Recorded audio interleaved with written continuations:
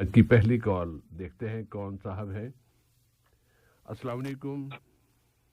अस्सलाम वालेकुम। वालेकुम अस्सलाम व रहमतुल्लाहि व बरकातहू भाई। जी, मेरा नाम हुसैन है। जी हुसैन भाई।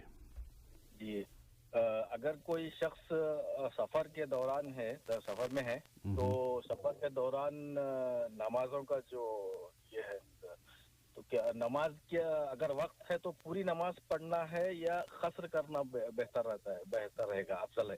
अच्छा जी, और अगर क़स्र करना है तो उसको किस तरह से करेंगे? मतलब समझे दो नमाजों को दो जमात करके असर मगरिब कैसा पढ़ेंगे या मगरिब इशा किस तरह से पढ़ेंगे या इंशाअल्लाह। ज़ोहर असर? जी जी यानी जमा कैसे होंगी नमाजें? जी जी, तो किस तरह से करना है, कितनी जमात नमाजें पढ़ना है, इंशाअल्लाह ताला। और कितने रकाने? ज़रूर जी भाई। और जी। कोई सवाल है हुसैन और भाई? दूसरा सवाल है ये रफ़ेदान के ताल्लुक से, क्या ये हुज़ूर सल्लल्लाहु अलैहि वसल्लम भी किया करते थे या उसके बाद में सहाबा किराम भी जाते थे, या कोई ये हदीस से सही अहादीस से साबित है? अच्छी बात। तो इसके बगैर नमाज में कुछ फर्क पड़ता है क्या? अच्छी बात है। जी, शुक्रिया, जज़ाकल्लाह। बारकल्लाह फीकुम जी, बहुत शुक्रिया आपका। वालेकुम अस्सलाम व रहमतुल्लाहि व बरकातहू। और अब हम अगली कॉल लेते हैं। अस्सलाम वालेकुम। अस्सलाम वालेकुम रहमतुल्लाहि व बरकातहू। वालेकुम अस्सलाम व रहमतुल्लाहि व बरकातहू। जी भाई, क्या नाम है? जी, मैं नदीम खान बोल। नदीम खान साहब, खुश आमदीद नदीम भाई। सब खैर से हैं? करम अल्लाह का करम है, अल्हम्दुलिल्लाह। नदीम भाई, क्या सवाल है आज? जी साहब भाई, एक सवाल है, एक ही सवाल है आज मेरा। एक है? जी, एक सवाल है, और सवाल भी थोड़ा यह है कि जैसे कुछ हमारे इस्लाम के अंदर आता है कि जैसे खुदकुशी करना मतलब गुनाह है बहुत बड़ा। जी।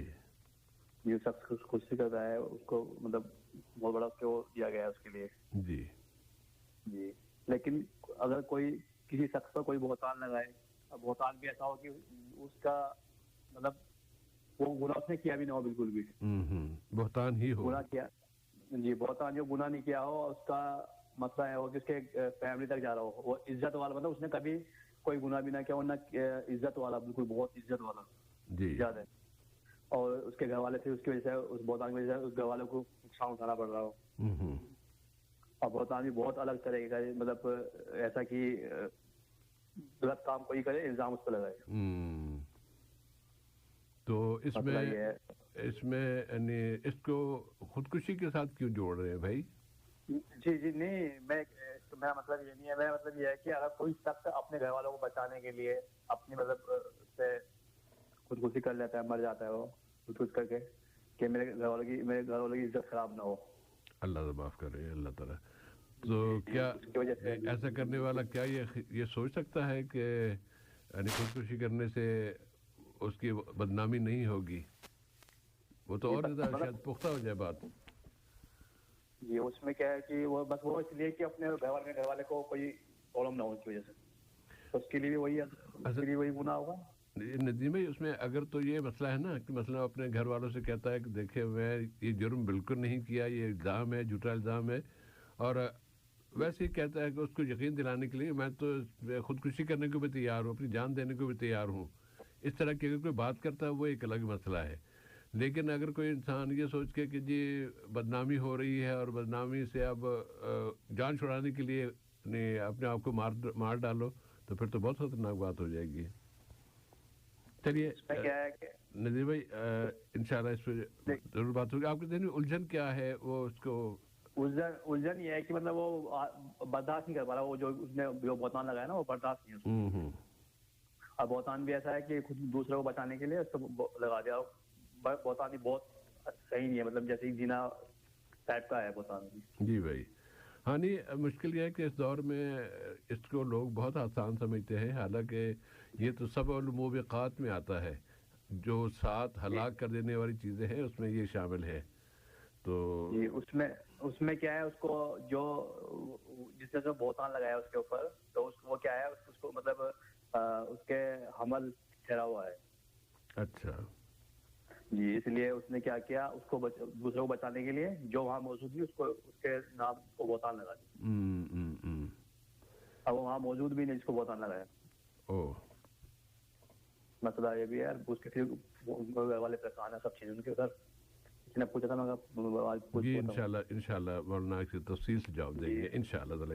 जी हाँ, अल्लाह ताला कोई रास्ता निकाले उसके लिए। अल्लाह ताला उनको इस मुश्किल से नजात अता फरमाए और आमीन उलझन ख़त्म हो जाए इंशाल्लाह ताला। आमीन आमीन, बस दुआ करें। इंशाल्लाह जी। रदीम भाई बहुत शुक्रिया आपका। और कोई सवाल है तो ज़रूर, क्योंकि मुझे याद है पिछली दफ़ा 3 सवाल इकट्ठे हो गए थे, मैंने रोक दिया था, तो शायद आपको बुरा भी लगा हो, लेकिन नहीं मुझे बोला ना, वो तो पहली बात थी, वो तो एक ही सवाल दो उसमें। आज बस एक ही ठीक है, इंशाल्लाह अभी जवाब आएगा बिइज़्निल्लाह ताला। ठीक, बहुत शुक्रिया रदीम भाई, बारकल्लाह फीकुम। ठीक है, अस्सलाम वालेकुम वरहमतुल्लाह। अलैकुम अस्सलाम वरहमतुल्लाहि वबरकातुहू।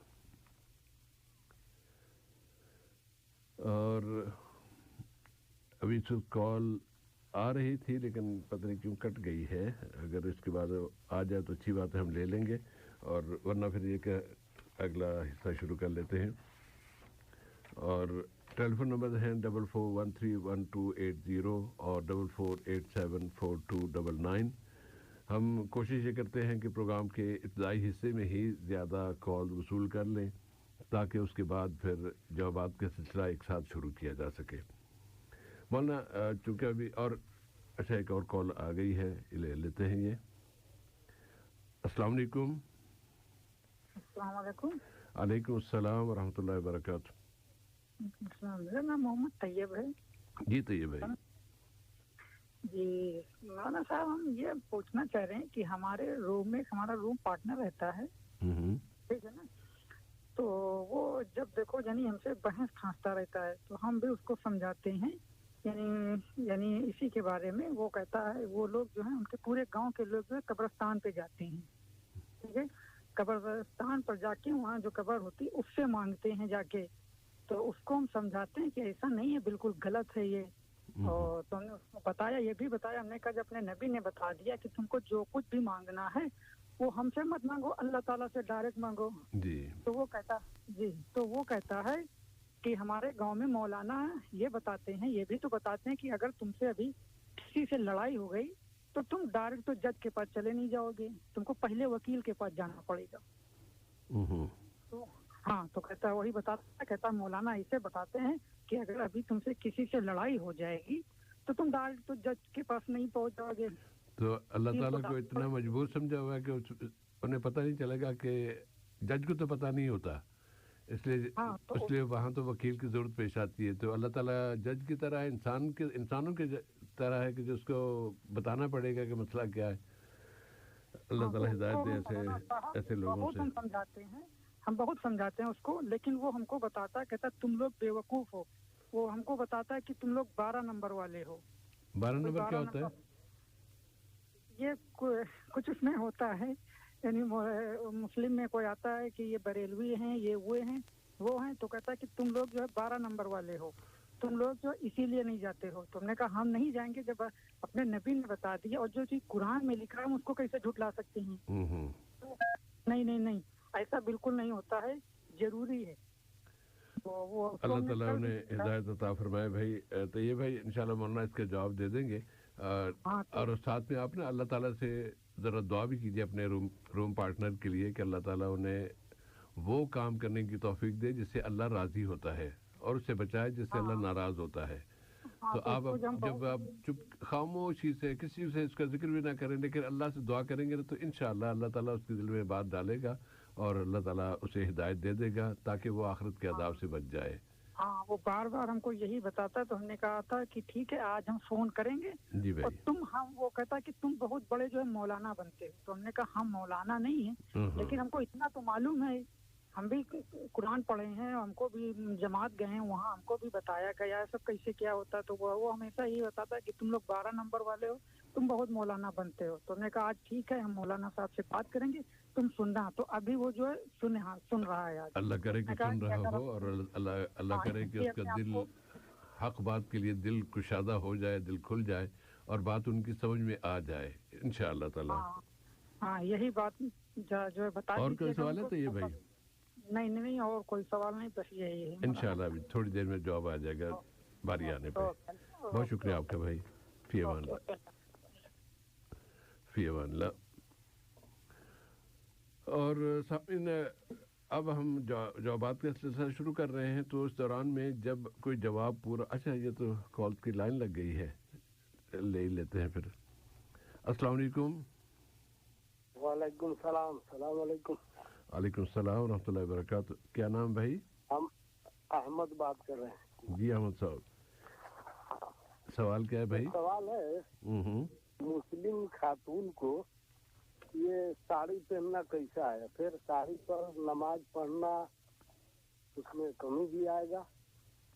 अच्छी बात है। बस आज यही है, और सवाल तो था भूल गया। ओके, सलाम अलैकुम। बारकल्लाह फिक जी, बहुत शुक्रिया। वालेकुम सलाम रहमतुल्लाहि व बरकातहू। अगली दफ़ा अगर आप लिख लें तो शायद आसानी हो, कोई मुश्किल नहीं होगी, उसमें फिर आपको आसानी आएगी। एक और कॉल है। अस्सलाम वालेकुम। वालेकुम अस्सलाम रहमतुल्लाह। जी भाई, मेरा नाम मोहम्मद शाहिद है। मोहम्मद सादिक साहब, क्या सवाल है? मेरा सवाल है कि जैसे बच्चों का खतना होता है, तो हम जिस एरिया में रहते हैं वहाँ पे लोग जो है मतलब वो कहते हैं कि जो है बच्चों का जो है खतना जब करा जाए तो उसमें कुछ जैसे पार्टी टाइप में मतलब कुछ लोगों को दावत दिया जाए, मोहल्ले वालों को, और अगर नहीं ऐसा करते हैं तो बच्चे को जो है बाद में मतलब कुछ प्रॉब्लम आती है, और लोगों का कहना है ऐसा कि जो है मतलब उसे बोलने में बाद में आगे चल के जो है प्रॉब्लम होती है उसकी ज़बान। एक सवाल तो मेरा ये हो गया। जी भाई। दूसरा और सवाल ये था कि जैसे हम लोग 6 भाई हैं और इतनी प्रॉपर्टी नहीं है और सिस्टर एक है, तो शादी हो गई है और भाइयों की इतनी हैसियत नहीं है कि जो कुछ दे सके। क्या दे तो सके? जमीन के जी क्या दे सके इतनी? जैसे जमीन के हिस्से में। हाँ, तो ऐसे में क्या करें, आप कुछ बताएं। जी, लेकिन जमीन, चलिए अगर 1 एकड़ भी है, 1 एकड़ भी या 1 बीघा भी ज़मीन है, जिसमें आपके यहाँ, मुझे क्या नहीं पता आपके क्या कौन से वो इस्तेमाल होती है इस्तिलाह है, अगर एक चीज़ भी है तो वो भी अल्लाह ने तो उसको तकसीम किया है ना कि फ़लाँ को इतना मिलेगा, फ़लाँ को इतना मिलेगा, तो कैसे आप इसको रोक सकेंगे भाई? नहीं, मैं यही कह रहा था। मैं कह रहा था कि हमारे पास बस इतनी ज़मीन है कि हम लोग उसमें 5 मतलब 6 भाई हैं, 5 कमरे की ज़मीन है, बस इतनी ही है बस। अच्छा, उसी में रह रहे हैं लोग। अच्छा, उसकी रिहाइश है। अच्छा, ज़मीन वैसे मैं समझे काश्तकारी की ज़मीन है। ये प्लॉट आपका इतना है कि उसमें 5 कमरे हैं और 6 भाई रहते हैं। जी बस। तो अब हमशीरा के लिए अब ये जो मकान है ये वालिद साहब के नाम है? नहीं, वो जो है वालिद साहब के नाम नहीं है, क्योंकि जो है उसको मैंने ही खरीदा था, तो उसको सब भाइयों में तकसीम कर दिया था कि सब अपने अपने सबका नाम इस पे चढ़ा दो। और अच्छा, ये विरासत का मसला नहीं है, यानी अब्बा जी के नाम के ये नहीं है, ये आपकी अपनी तकसीम आपने खुद ही की थी कि अपने भाइयों को उनकी मदद करने के लिए उन्होंने भी कहा कि आप लोग भी यहाँ इसमें शरीक हो जाएं। लेकिन सैफुर रहमान साहब, उसमें जो है कुछ हमारे माँ बाप का भी पैसा था। अच्छा। जी। तो उसको क्या करें आप थोड़ा बताएं।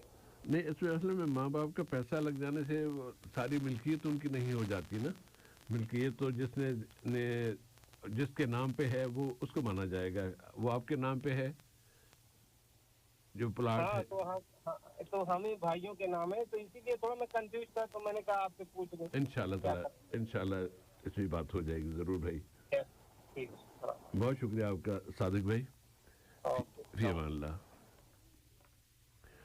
और अगली कॉल लेते हैं। अस्सलाम वालेकुम। हेलो जी भाई, अस्सलाम वालेकुम। वालेकुम अस्सलाम वरहमतुल्लाह। क्या नाम है भाई? जी, मैं ताहिर बात कर रहा हूँ। ताहिर साहब, खुशामदीद। काफी देर के बाद आए हैं ताहिर भाई। बस बिजी है काम पे इधर उधर। अल्लाह ताला आपके काम में बरकत दे। आमीन आमीन। जी सर, मेरा ये सवाल है कि मैं मगरब का और इशा का नमाज बार यानी इसमें टाइम नहीं मिलता नमाज पढ़ने का, मैं लेट पढ़ता हूँ। कभी फजर के भी मैं लेट उठता हूँ, समझो 6 बजे 5:30 बजे। अभी यानी पढ़ सकते हैं यानी खजा या किस तरह नहीं करना चाहिए इसका कुछ नहीं बात बता दें। अल्लाह ताला आपको काम ऐसे है ना तो टाइम ही नहीं मिलता ना, अगर काम छोड़ दे तो बहुत मसला हो जाएगा ना, इसलिए ना वो काम आप किस जगह मुलाजमत करते हैं जिससे निकलना मुश्किल है? मुश्किल है, वही ना बोल नहीं सकते, मुश्किल है बस। नहीं कुछ जॉब की नौयत ऐसी होती है ना, मतलब कोई सिक्योरिटी पे है या कोई ऐसे समझो बहुत जिम्मेदारी उसमें। हाँ जिम्मेदारी की बात। तो वही ना, अगर थोड़ा अगर एक जगह छोड़ दा तो बहुत मसला हो जाएगा ना, इसलिए तो अगर जी कुछ अंदाजा इसी तरह हो रहा है। इंशाल्लाह ताला जॉब आएगा भाई। ताहिर भाई बहुत शुक्रिया आपका। और कोई सवाल है? नहीं बस यही है बस। अच्छी बात, इंशाल्लाह जॉब आ जाएगा। फी अमानिल्लाह। और अगली कॉल, अस्सलाम वालेकुम, ये आखिरी कॉल है, इसके बाद हम कॉल नहीं ले पाएंगे क्योंकि काफ़ी सवालात हो गए हैं। अस्सलाम वालेकुम। वालेकुम अस्सलाम व रहमतुल्लाहि व बरकातहू। जी मौलाना क्या नाम है आपका? तनवीर आलम। तनवीर आलम साहब, खुश आमदीद भाई। जी एक सवाल है सर। जरूर सवाल किया जरूर। कि जो है मेरा शौहर जो है ना मुझे मसाज करने बोलते हैं, लेकिन मैं मसाज नहीं करती हूँ। क्या नहीं तो करती? क्या मसाज? अच्छा मसाज। जी तो क्या गुनाह होगा या कोई गुनाह नहीं? ये जवाब चाहिए सर। यानी शौहर कहते हैं बीवी से कि तू मेरे जिस्म पे मसाज कर दो। जी जी जी। तो वो कहती है नहीं मैं नहीं करूँगी। वो इसकी कोई वजह बताती हैं? मुझे तो नहीं, मैंने किसी ने मुझे सवाल किया तो मैंने कहा कि ठीक है मैं पूछ के बताता हूँ। अल्लाह ताला, चलिए इंशाल्लाह जवाब आ जाएगी। उसके बाद फिर अगर मस्जिद होगा तो फिर आपको बताएंगे। नहीं ये तो जैसे आपने सबब पूछे ना जी जी कि क्या सबब बता, तो मुझे तो नहीं मालूम है जितना सवाल। अच्छा उन्होंने बस इतना सवाल पूछा था, आपने रख दी। नहीं आमतौर पे नहीं, इसकी कोई वजह हो सकती है ना कि भाई इनकार किस बिना पर किया है, वरना अगर वो करे तो यानी इसमें कोई कवाहत तो नहीं है। लेकिन हाँ मुझे तो लेकिन अब उन्होंने किस बिना पर इनकार किया है, हो सकता है कि उन्हें तरीका ना आता हो सकता है वो कोई और प्रॉब्लम हो, तो अगर उसकी वजह पता चल जाए तो फिर जवाब देने में या उसका हल तलाश करने में आसानी रहती है, इसलिए पूछ रहा था भाई। लेकिन इतना तो फिर पूछ के बताऊंगा। अच्छी बात है, ठीक है, आपका जवाब सुन के फिर इंशाल्लाह अल्लाह खैर करे जी इंशाल्लाह। बारकल्लाह फीकुम तनवीर आलम साहब, बहुत शुक्रिया आपका भाई। और सामीन अब हम ये सिलसिला कॉल का सिलसिला रोकते हुए आते हैं आज की दुआ की तरफ, और दुआ के बाद फिर जवाबात की तरफ आएंगे। और जवाब के दौरान या जवाब के इख्तिताम पर अगर कोई कॉल करें तो शायद हम ले सकें, क्योंकि वैसे अब तो इतनी गुंजाइश तो ज़्यादा नहीं बची, क्योंकि पिछले हल्के के भी एक दो सवाल बाकी हैं। जहाँ तक आज की दुआ है इसके बारे में सुनन तिरमिज़ी में ये रिवायत मौजूद है कि नबी करीम सल्लल्लाहु अलैहि वसल्लम जब सहाबा के दरमियान तशरीफ़ फरमा होते थे तो बहुत कम ऐसी कोई मजलिस होती थी कि जिसमें आप सल्लल्लाहु अलैहि वसल्लम ये दुआ ना मांगते हों। यानी हर मजलिस में हर चंद दिन बाद सहाबा के दरमियान तो आप सल्लल्लाहु अलैहि वसल्लम सहाबा के लिए ये दुआ मांगते थे, यानी खुद मांगते थे, और उसमें जो दुआ की नौयत है वो उसमें सारे सहाबा के लिए है। तो इसका मतलब ये है कि वो सहाबा से भी ये उन्हें इस तरफ कायल कर रहे हैं कि आप लोग भी ये दुआ मांगे, और ख़ुद नबी सल्लल्लाहु अलैहि वसल्लम खुद अपनी ज़बानी जब ये उनके लिए दुआ मांग रहे हैं तो फिर उसकी अहमियत का बखूबी अंदाज़ा किया जा सकता है। दुआ कदर लंबी है, इसलिए हम इसे अज्जा में या हिस्सों में तकसीम करेंगे और फिर पेश करते जाएंगे। अल्लाह करे कि ये तरीक़ा आसान रहे और आप सामीन भी हम आपके साथ भी हम ये दुआ याद करने में कामयाब हो जाएं। दुआ की इब्तिदा है अल्लाहुम्मा अक़सिम लना मिन खशियतिका मा तहूलु बिही बैनना व बैन मआसीक। ये पहला हिस्सा हो गया। दो हिस्से ले लेते हैं, अगर दो हिस्से याद कर पाए तो अच्छी बात है, वरना फिर एक ही से इब्तिदा कर लेते हैं। अल्लाहुम्मा अक़सिम लना मिन खशियतिका मा तहूलु बिही बैनना व बैन मआसीक व मिन ताअतिका ما تبلغنا به جنتک، آج اسی پر اکتفا کرتے ہیں۔ اس کا مفہوم یہ ہے کہ اے اللہ تعالیٰ تو ہمیں اپنی خشیت، تجھ سے ڈر، خوف، اس کا کوئی حصہ عطا فرما دے، ہم تجھ سے ڈریں، تاکہ وہ جو ڈر ہے وہ ہمارے اور تیری معصیت، تیرے حکم کی خلاف ورزی کے درمیان آ جائے۔ ایسا کام کرنے لگے جو کہ معصیت ہے، گناہ ہے، تو اس وقت تیرا ڈر ہمیں اس کام کرنے سے روک دے، وہ رکاوٹ بن جائے۔ وَمِن طَاعَتِكَ مَا تُبَلِّغُنَا بِهِ جَنَّتَكَ، اور ہمیں اپنی اطاعت کی ایسی توفیق عطا فرما دے، کچھ ایسی توفیق دے دے کہ اس اطاعت کے نتیجے میں ہم جنت تک پہنچ جائیں۔ ایسا نہیں کہ بس کر لیا نہیں کیا نہیں کری، نہیں، ہمارے دل میں یہ بات رہے کہ ہمیں اللہ کی اطاعت کرنی ہے، اے اللہ تو ہمیں اپنی اطاعت کرنے کی توفیق عطا فرما دے کہ ہم وہ اطاعت ہمیں جنت تک لے جائے، تیری جنت تک لے جائے، جو کہ نیک لوگوں کے لیے ہے، جو کہ اللہ کے برگزیدہ بندوں کے لیے ہے، یا ان لوگوں کے لیے ہے جنہیں اللہ پسند فرماتا ہے۔ کیونکہ دوسرا ذریعہ یا دوسرا مقام تو پھر آگ ہے، آگ سے ہم بچنا چاہتے ہیں اور جنت میں جانا چاہتے ہیں، اور آگ میں جانے والا راستہ پہلا ہے کیا؟ گناہ کریں۔ تو اے اللہ تو ہمیں اتنا خوف اور اتنی خشیت عطا فرما دے کہ ہم وہ اس گناہ کرنے سے یا گناہ کے ارتکاب سے بچ جائیں۔ مولانا آج کی اس دعا کے حوالے سے یا اس حصے کے حوالے سے آپ کچھ رہنمائی فرمائیے گا، کچھ اظہار خیال فرمائیے گا۔ السلام علیکم ورحمۃ اللہ وبرکاتہ۔ علیکم السلام ورحمۃ اللہ وبرکاتہ۔ الحمد للہ رب العالمین والصلاة والسلام علی عبدہ ورسولہ نبینا محمد وعلی آلہ واصحابہ اجمعین، اما بعد۔ بسم اللہ الرحمن الرحیم۔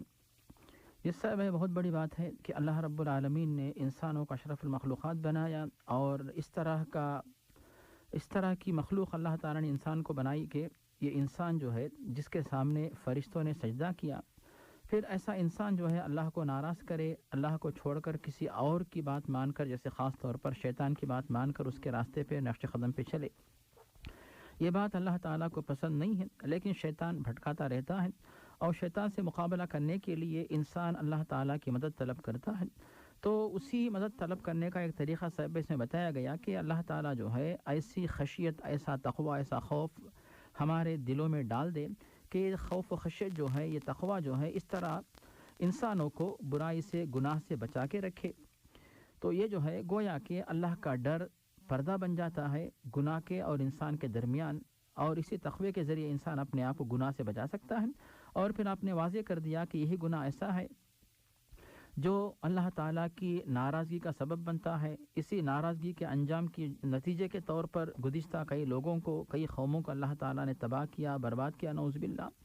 تو اس طرح کی سزا سے اپنے آپ کو دنیا میں بچانے کے لیے، آخرت میں جہنم سے بچانے کے لیے جو ہے، جو سہارا ہوتا ہے تقوی، جو کہ انسان کو گناہ سے بچاتا ہے۔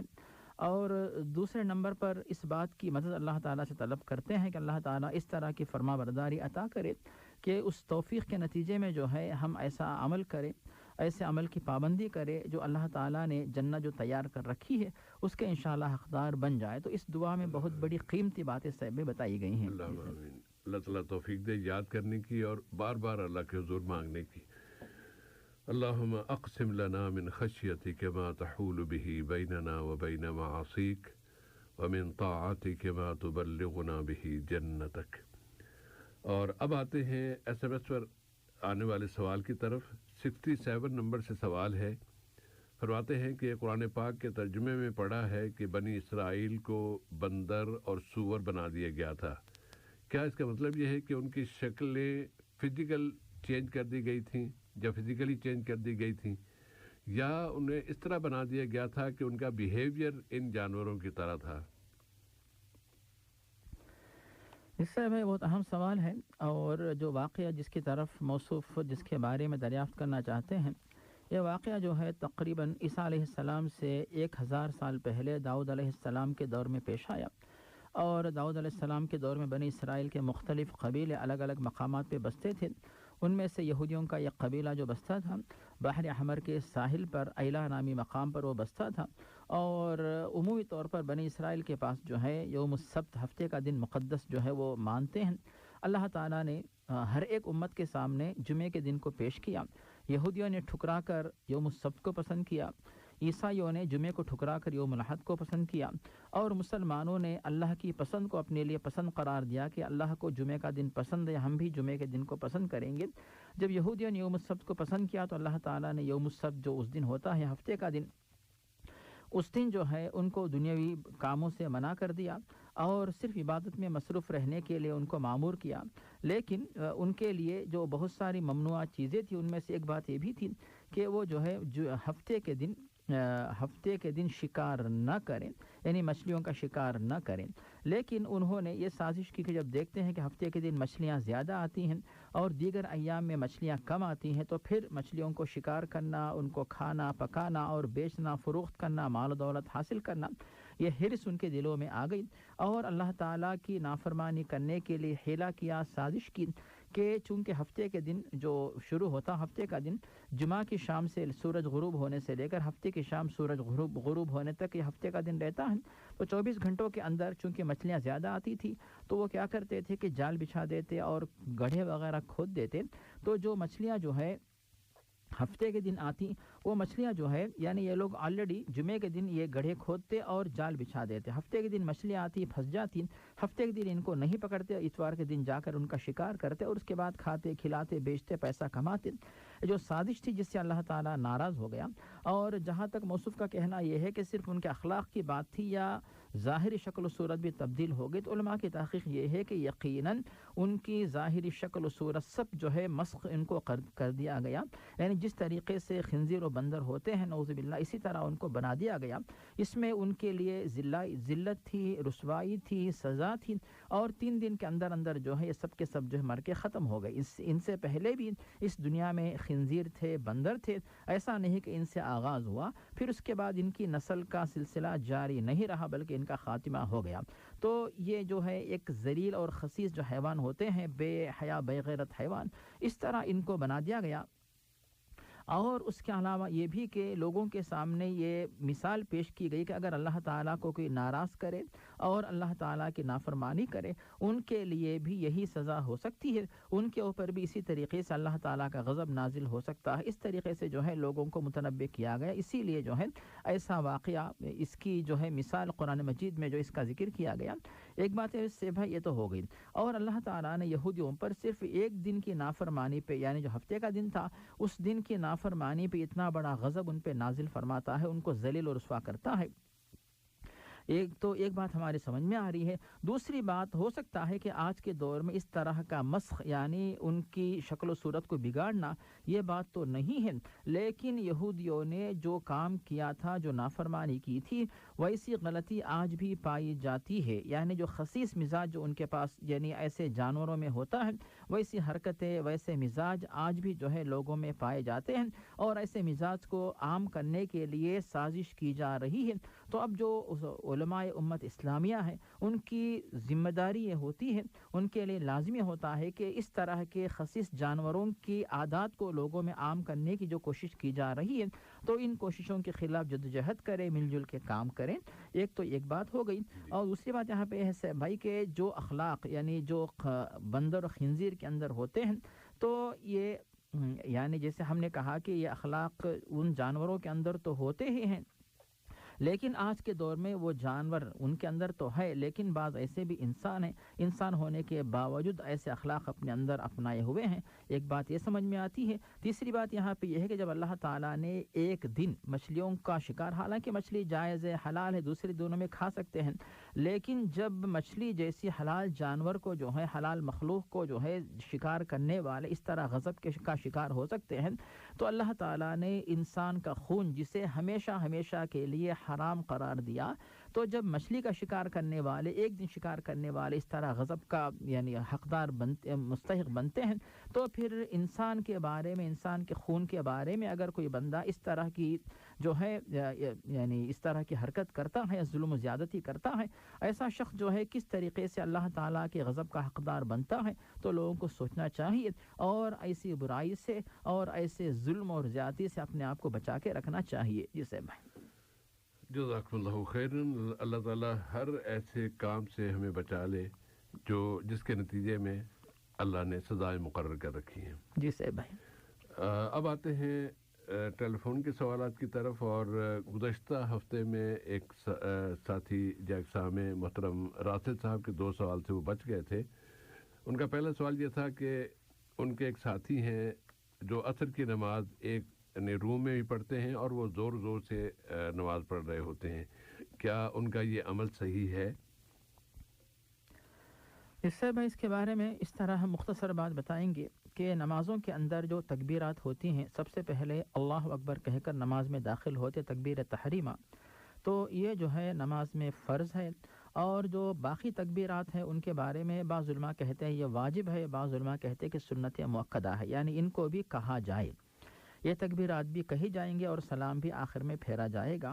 اب آتی ہے بات، امام صاحب جب نماز پڑھاتے ہیں تو وہ بلند آواز سے تکبیر کہتے ہیں تاکہ پیچھے جو لوگ نماز پڑھ رہے ہیں ان تک آواز پہنچے اور وہ لوگ جو ہے امام صاحب کی اقتداء کرے اور امام صاحب کی امامت میں نماز پڑھ سکیں.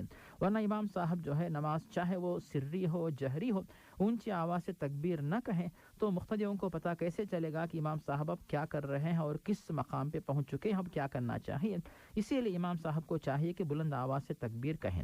لیکن جو مقتدی حضرات امام کے پیچھے نماز پڑھ رہے ہیں وہ حضرات جو ہے بلند آواز سے تکبیرات نہیں کہیں گے. یہ ہو گئی دوسری بات. اور تیسری بات یہ ہے بھائی کہ جو منفرد اکیلا تنہا نماز پڑھ رہا ہے، ایسے شخص کے بارے میں علماء کی تحقیق یہ ہے کہ ایسے شخص کے لیے مستحب یہی ہے کہ وہ بلند آواز سے تکبیرات نہ کہیں بلکہ پست آواز میں تکبیر کہیں. لیکن اگر کوئی شخص تنہا نماز پڑھنے کے باوجود اس حد تک جو ہے یعنی کچھ حد تک ایسا نہیں کہ غلو کرے بلند آواز میں، اس طرح یعنی ایسے لگتا ہو کہ اس کے پیچھے بڑی لمبی جماعت جو ہے نماز پڑھ رہی، ایسا نہیں، بلکہ تھوڑی سی بلند آواز سے جو ہے نماز پڑھ رہا ہے، اس میں کوئی حرج نہیں. اس میں اکثر علماء کی تحقیق یہ ہے کہ منفرد کے لیے بلند آواز سے تکبیرات کہنا مستحب نہیں ہے.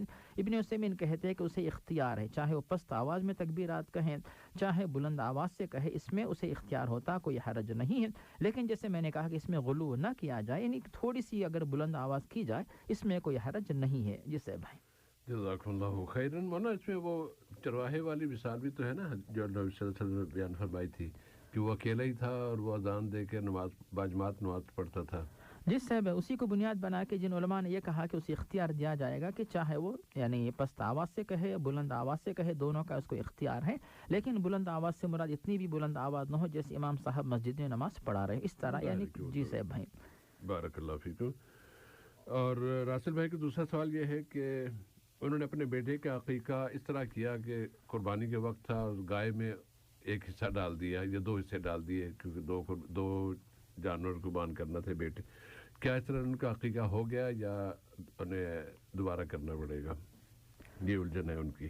جس صاحب عقیقے کے بارے میں بتانا یہ ہے کہ عقیقے کے بارے میں ظاہری مسلک کے علماء کہتے ہیں کہ واجب ہے، یعنی فرض کے قریب ہوتا ہے، اور جمہور کہتے ہیں سنت مؤکدہ ہے، زیادہ ثواب کا کام ہے، کرنے والا جو ہے زیادہ ثواب پائے گا، چھوڑنے والا بہت بڑے ثواب سے محروم ہوگا. اور دوسری بات یہاں پہ یہ ہے صاحب بھائی کہ عقیقے کے اندر بڑا جانور دیا جا سکتا کہ نہیں، تو ظاہری مسلک کے علماء کہتے ہیں کہ نہیں، بلکہ پیارے نبی نے بکریوں کا ذکر کیا، صرف بکریاں ہی جائز ہیں. لیکن جمہور کہتے ہیں کہ جائز ہے، یعنی اگر کوئی بندہ جو ہے بیل یا اونٹ وغیرہ بھی یعنی عقیقے میں بکرا بکری دمبا میل فیمیل گائے یا پھر بیل یا پھر اونٹ اونٹنی ان کی بھی قربانی عقیقے میں ہو سکتی ہے. لیکن جو اختلاف کی بات آئی ہے صاحب بھائی وہ یہ ہے کہ کیا اگر کوئی شخص جو ہے بڑا جانور اس میں عقیقے میں استعمال کرتا ہے تو کیا اس میں حصے بنا سکتے کہ نہیں بنا سکتے؟ تو پھر جو علماء بڑے جانور کی اجازت دیتے وہ کہتے ہیں کہ لڑکا ہو تو 2 جانور آپ ذبح کرے، چاہے 2 بکریاں 2 بکرے 2 دمبے 2 بیل 2 اونٹ، کیونکہ 2 کا ذکر آیا ہے. اور اگر لڑکی ہو تو پھر جو 1 جانور جو 1 بکری 1 بیل 1 اونٹ اس طرح قربانی کریں. تو یہ ایک مسلک ہے، اور جمہور کی تحقیق یہ ہے کہ جب حج کے موقع پر اور اسی طرح قربانی کے موقع پر پیارے نبی نے اجازت دی ہے، جیسا کہ صحیح مسلم میں حضرت جابر سے مروی ہے، پیارے نبی واضح فرماتے ہیں نحرنا مع رسول اللہ صلی اللہ علیہ وسلم یوم الحدیبیۃ البقرۃ عن 7 والبدنۃ عن 7، کہ پیارے نبی کے ساتھ جب ہم لوگ تھے تو پھر بڑے جانور میں 7 افراد جو ہے وہ شرکت کیا کرتے تھے۔ اس کو بنیاد بنا کر جمہور علماء کی تحقیق یہ ہے کہ ہاں عقیقے کو جو ہے قربانی کے ساتھ جوڑا جا سکتا ہے، بڑے جانور میں جو ہے 7 حصے جس طرح قربانی میں ہوتے عقیقے میں بھی جو ہے اس طرح ہو سکتا ہے۔ تو یہ جمہور کی تحقیق ہے، لیکن حنبلی مسلک کے علماء اس بات کو نہیں مانتے، بلکہ کہتے ہیں کہ نہیں، بلکہ 2 مستقل جانور لڑکے کی طرف سے، 1 مستقل جانور لڑکی کی طرف سے۔ تو یہ جو ہے حنبلی علماء کی تحقیق ہے۔ تو یہاں پر جو سعودیہ کے مفتی علماء جو ہے حنبلی مسلک کو ترجیح دیتے ہیں، اور اسلام ویب کے جو قطر کے جو مفتی علماء جو ہے وہ جمہور کے علماء، جو علماء جمہور ان کے قول کی جو ہے وہ تائید کرتے ہیں۔ تو دونوں قول آپ کے سامنے موجود ہے، لیکن چونکہ صاحب موصوف نے کر دیا ہے، انشاءاللہ امید ہے کہ ہو جائے گا، لیکن آئندہ اگر کوئی کرنا چاہے تو پھر جو زیادہ بہتر معلوم ہوتا وہ یہی ہے کہ آپ جو ہے 2 بکریاں یا 2 بکرے اس طرح جو ہے اس طریقے پہ عمل کرے، تاکہ آپ کو اطمینان ہو۔ اور پیارے نبی نے جو بات بتا دی ترمذی، ابو داؤد وغیرہ میں ام کرز اور حضرت عائشہ سے جو احادیث مروی ہیں، ان سے جو بات ہمیں ملتی ہے کہ لڑکے کی طرف سے 2 بکریاں، لڑکی کی طرف سے 1 بکری، صراحت کے ساتھ چونکہ الفاظ موجود ہیں، اسی بات پر عمل کر کے جو ہے آپ ثواب حاصل کر، لیکن چونکہ آپ نے کر دیا ہے، امید ہے کہ انشاءاللہ یعنی اس قول کے بھی بہت سارے علماء ہیں جو اس قول کو مانتے، اسی لیے امید ہے کہ انشاءاللہ اس پر عمل جائز ہوگا، حرج نہیں ہے، لیکن بہتر اس بات یعنی ترجیح اس بات کو دیں کہ لڑکے کی طرف سے 2 بکریاں، لڑکی کی طرف سے 1 بکری، اس طرح قربانی کر کے عقیقہ کر کے آپ جو ثواب حاصل کریں۔ جی بھائی، جزاک اللہ خیرا۔ آج کے سوالات میں حسین صاحب کا سوال سفر کی نمازوں سے متعلق، کہ سفر میں اگر وقت مل رہا ہے تو کیا پوری نماز پڑھ لیں یا قصر کریں، اور اگر نماز جمع کرنے کا موقع ہے تو پھر جمع کس طرح کی جائے، کیا سنتیں بھی پڑھیں گے یا بس فرض پڑھیں گے؟ اس صاحب یہاں پر ہم اس طرح بتائیں گے کہ جہاں تک سفر کی حالت میں قصر کرنا یا جمع کرنا یہ واجب نہیں ہے، بلکہ یہ اجازت ہے جس سے آپ استفادہ بھرپور کر سکتے ہیں۔ فَلَيْسَ عَلَيْكُمْ جُنَاحٌ أَن تَقْصُرُوا مِنَ الصَّلَاةِ، سورۃ النساء کے اندر اللہ تعالیٰ نے واضح کیا کہ تمہارے لیے کوئی حرج نہیں کہ تم لوگ جو ہے نمازوں میں قصر کرو۔ اگر کوئی مکمل پڑھتا ہے جائز ہے، اور اگر قصر کرتا ہے تو پھر یہ افضل ہے، کیونکہ پیارے نبی نے سفر کے دوران قصر کیا۔ اس اللہ تعالیٰ کی طرف سے دی ہوئی ایک سہولت ہے، اس سے آپ بھرپور استفادہ کریں، اس کے مطابق عمل کریں۔ اور چاہے آپ کے پاس وقت ہو نہ ہو، اگر آپ کے پاس مسجد قریب ہے، وہاں پہ آپ جا رہے ہیں، جیسے سفر کے باوجود کوئی مسجد ہے جہاں پہ آپ جاتے ہیں، باجماعت نماز مل رہی ہے، ایسی صورت میں آپ ان کے ساتھ نماز پڑھیں گے امام صاحب کے پیچھے، ایسی یعنی اگر امام صاحب مقیم ہو ان کے پیچھے نماز اگر آپ پڑھتے ہیں، ایسی صورت میں پھر آپ قصر نہیں بلکہ مکمل پڑھیں گے۔ لیکن صرف مسافرین اپنی اپنی جو ہے جماعت بنا کر نماز پڑھ رہے ہیں، ایسی صورت میں جو ہے جو امام صاحب قصر کریں گے، پیچھے جو مقتدی سب کے سب مسافر ہیں وہ بھی جو ہے قصر کریں گے۔ اس طرح جو ہے قصر کی آپ کو اجازت ہے، لیکن اگر آپ قصر کے بجائے مکمل نماز پڑھنا چاہیں کوئی حرج نہیں، بلکہ انشاءاللہ مکمل ثواب ملے گا۔ اور جہاں تک جمع کی بات ہے صاحب، جمع کے بارے میں جو ہے فجر کی نماز کا وقت مستقل ہوتا ہے، وہ کسی کے ساتھ اس کو جمع نہیں کر سکتے، اور ظہر عصر ان دونوں کو جمع کیا جا سکتا ہے، چاہے دونوں کو ظہر کی وقت پہ جو ظہر کا وقت اس میں آپ جمع کریں، یا پھر ظہر کو مؤخر کر کے عصر کے ساتھ جوڑ کے پڑھیں۔ اسی طرح جب مغرب و عشاء کی بات آتی ہے تو مغرب و عشاء ان دونوں کو ایک ساتھ آپ جوڑ سکتے ہیں، چاہے مغرب کے فوراً عشاء پڑھ لیں یا پھر عشاء کو مؤخر کر کے مغرب و عشاء ملا کے پڑھیں، تو اس طرح جو ہے جمع کی کئی صورتیں ہو سکتی ہیں۔ یہ تمام تفصیلات ہمیں ملتی ہیں بخاری اور مسلم میں جو حدیث مروی ان میں یہ بات ہمیں ملتی ہے۔ اور جہاں تک صاحب ہے جو سفر کے اندر جو ہے سنت یا مؤکدہ نمازیں جو ہے یہ معاف ہو جاتی ہیں، کہ پیارے نبی نے سفر کے دوران سنت کی نمازیں نہیں پڑھیں، لیکن 2 نمازیں ایسی ہیں جن کی پابندی آپ نے سفر کے دوران بھی کی، ان کو آپ نے سفر میں بھی نہیں چھوڑا۔ حضر میں سفر میں ہمیشہ آپ پڑھا کرتے تھے، یعنی فرض کے علاوہ وہ نمازیں ہیں فجر سے پہلے سنت یا مؤکدہ 2 رکعت نماز، ان کی پابندی آپ سفر میں بھی کریں۔ اور اسی طرح جو عشاء کے بعد جو وتر کی نماز ہوتی ہے اس کی بھی ہم جو ہے پابندی سفر میں بھی کریں گے۔ اس طریقے سے جو سفر میں ہونے کے باوجود فرائض کے علاوہ جو ہم جو فرائض کی پابندی کریں گے انشاءاللہ سنت موقدہ کی نمازیں چھوڑ سکتے ہیں، اور ان کے علاوہ بات یہ ہے کہ فجر کی سنت جو فجر سے پہلے پڑھتے ہیں اس کو نہ چھوڑا جائے، اور جو عشاء کے بعد وتر پڑھی جاتی اس کو بھی آپ پڑھیں، اس کو نہ چھوڑیں۔ اس طرح جو ہے سفر میں آپ عمل کر سکتے ہیں۔ جی صاحب بھائی، جزاک اللہ خیرن۔ حسین بھائی کا دوسرا سوال رفع دین سے متعلق، اور پوچھ رہے ہیں کہ کیا حضور صلی اللہ علیہ وسلم رفع دین کیا کرتے تھے، صحابہ بھی؟ اگر کوئی نہیں کرتا تو کیا اس کی نماز سے کوئی اثر پڑے گا اس کا؟ اس کے بارے میں علماء جو تحقیق پیش کی ہے، بخاری اور مسلم میں عبداللہ بن عمر رضی اللہ عنہ سے حدیث جو مروی ہے، جس میں وہ پیش کرتے ہیں کہ پیارے نبی صلی اللہ علیہ وسلم رفع الدین کیا کرتے تھے جب تکبیر تحریمہ نماز کا آغاز کرتے، اور جب رکوع میں جاتے، جب رکوع سے اٹھ کر کھڑے ہوتے، اور اگر وہ نماز جو ہے 3 یا 4 رکعت والی ہوتی تو تیسری رکعت کے لیے جب کھڑے ہوتے تب آپ جو ہے رفع الدین کیا کرتے۔ تو یہ بات ثابت ہے، یعنی پیارے نبی دنیا سے جانے کے بعد بھی صحابہ کرام اس پر عمل کیا کرتے تھے، جیسا کہ حدیث سے بات معلوم ہوتی ہے۔ اب دوسری بات یہاں پہ یہ ہے کہ جو علماء رفع الدین کا ذکر کرتے ہیں ان کی بھی تحقیق یہی ہے کہ رفع الدین کرنے پر آپ کو مستحب عمل کا ثواب ملے گا۔ اگر کوئی شخص جو ہے رفع الدین نہیں کرتا ہے تو مستحب عمل چھوڑنے کی وجہ سے اتنا ثواب اس کو نہیں ملے گا، مگر اس کی نماز اپنی جگہ صحیح ہوگی۔ تو ایک تحقیق تو یہ ہے، اور دوسری تحقیق یہ ہے کہ رفع الدین کے بارے میں کہ تکبیر تحریمہ کے وقت رفع الدین کیا جائے، اور دوسرے جو مقامات ہیں ان کے اندر رفع الدین جو ہے وہ مسنون نہیں ہے، ایک دوسری تحقیق ہے۔ لیکن زیادہ راجح قول یا بھی قوی دلائل ان لوگوں کے ساتھ ہے جو یہ کہتے ہیں کہ رفع الدین نماز میں 4 مقامات پہ کرنا مسنون ہے، اس پر عمل کر کے ثواب حاصل کریں۔ جس سے بھائی جزاک اللہ خیرن۔ ندیم خان صاحب کا سوال کہ کوئی خاتون جو کہ حاملہ بھی ہو گئی ہے اور اس نے کسی شخص پر جھوٹا الزام لگا دیا ہے کہ یہ وجہ ہے اس حمل کی، اور وہ آدمی باعزت ہے، عزت والا ہے، اس کی اپنی بے عزتی ہو رہی ہے اس کی، اور پریشانی کے عالم میں وہ سوچ رہا ہے کہ خودکشی کر لوں، کیا اس طرح کا عمل کسی طرح اس کی کوئی گنجائش نکل سکتی ہے؟ اس سے بھائی جو دین اسلام نے ایک طرف تو نیک اعمال کا حکم دیا ہے، اور دوسری طرف جو گناہ ہے ان کے بارے میں بتایا کہ یہ ممنوع کام ہے جن سے بچنا ضروری ہے۔ تو جن کاموں کو گناہ کبیرہ اور حرام قرار دیا ان میں سے جو ہے خودکشی انتحار بھی ہے۔ تو خودکشی بالکل گناہ کبیرہ اور جائز نہیں ہے کسی بھی صورت میں، اور موصوف جو صورتحال پیش کر رہے ہیں صاحب بھائی اس میں تو کوئی گنجائش نکلتی ہی نہیں۔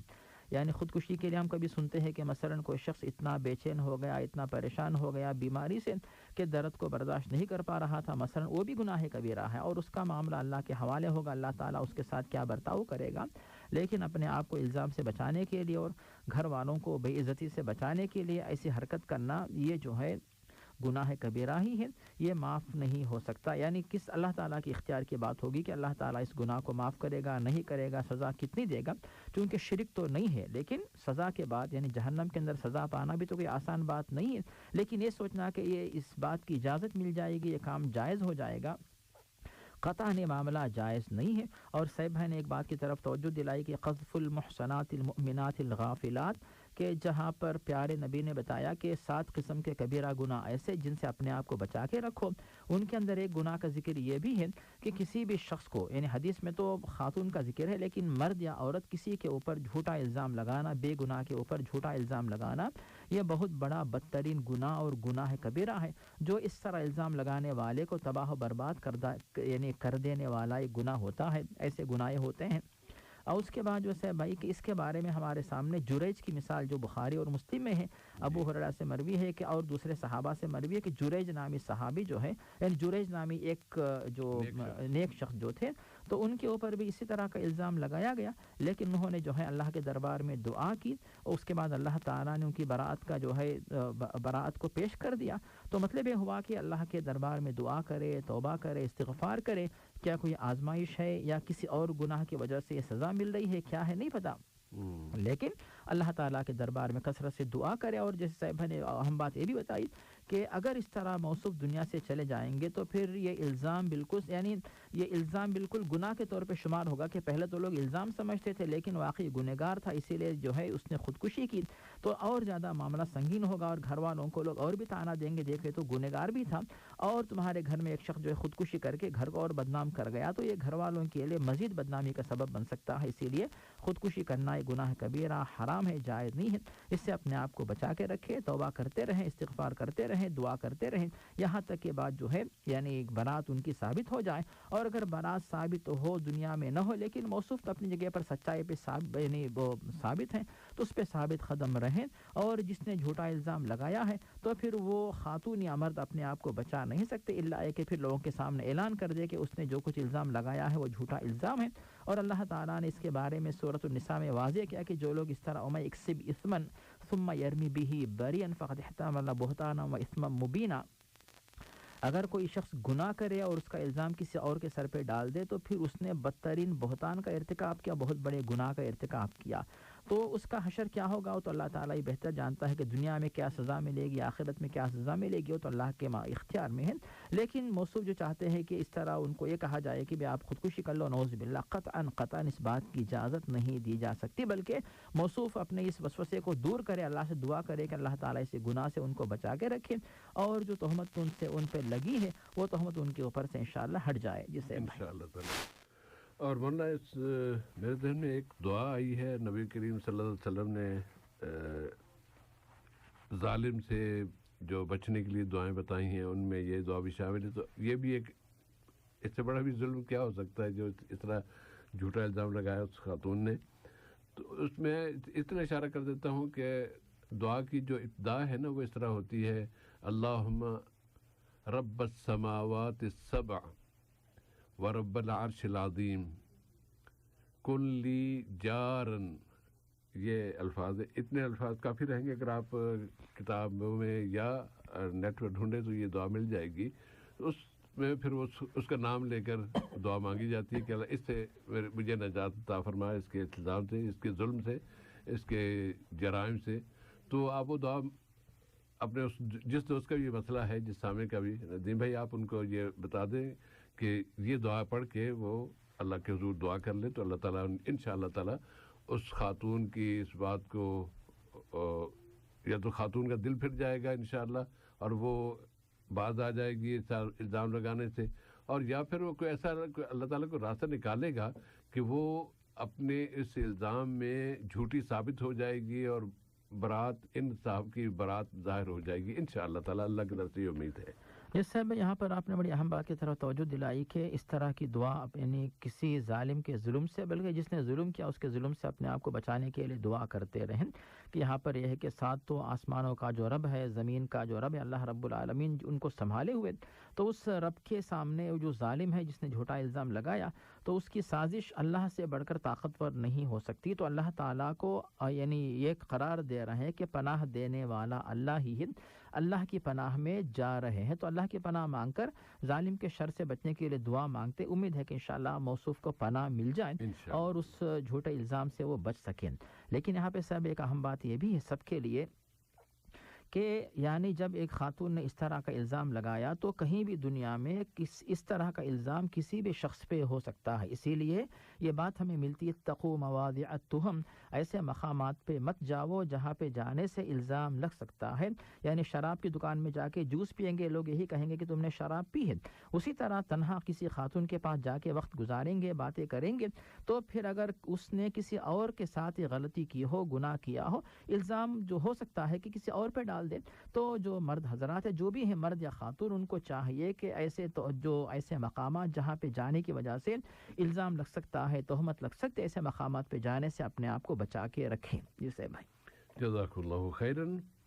محمد طیب صاحب کا سوال کہ ان کے روم پارٹنر کا کہنا ہے کہ جب ان کا عمل ہے کہ وہ قبرستان جاتے ہیں اور وہاں جا کے قبروں سے مانگتے ہیں، ان کی جو بھی ضرورت ہے وہ قبروں سے مانگتے ہیں، اور ان کے منع کرنے پر کہتے ہیں آپ لوگ 12 نمبر والے ہیں، تو کیا کس طرح ان کی رہنمائی فرمائیے گا؟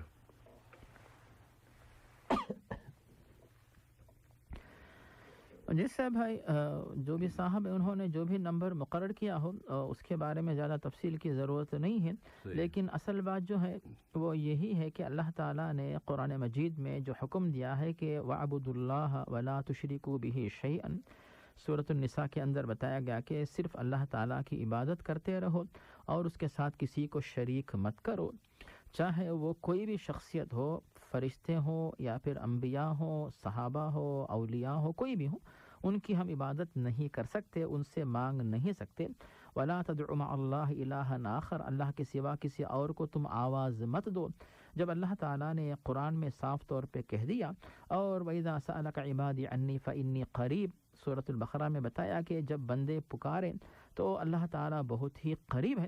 جب اللہ تعالیٰ اس طرح کی بات پیش کر رہا ہے کہ بہت ہی قریب ہے، اور پھر اس طرح جو ہے وسیلہ بنا کر کسی کو بلانا یا پکارنا، یہی تو شرک کا سبب تھا، جس کے بارے میں اللہ تعالیٰ نے بار بار متنبہ کیا سورۃ الزمر کے اندر آیت نمبر 3 میں کہ وَالَّذِينَ اتَّخَذُوا مِن دُونِهِ أَوْلِيَاءَ مَا نَعْبُدُهُمْ إِلَّا لِيُقَرِّبُونَا إِلَى اللَّهِ زُلْفَىٰ، کہ جو لوگ اللہ کو چھوڑ کر کسی اور کی پرستش کرتے ہیں وہ یہی کہتے ہیں کہ ہمارے خدا نہیں بلکہ ہمارے لیے وسیلہ ہیں، اور یہ ہمارے لیے اللہ کے قریب ہمیں کریں گے یا ہماری آواز اللہ تعالیٰ تک پہنچائیں گے۔ اللہ تعالیٰ نے اسی کو شرک قرار دیا، جو کہ کسی بھی شخص کے لیے جائز نہیں، گناہ کبیرہ ہے۔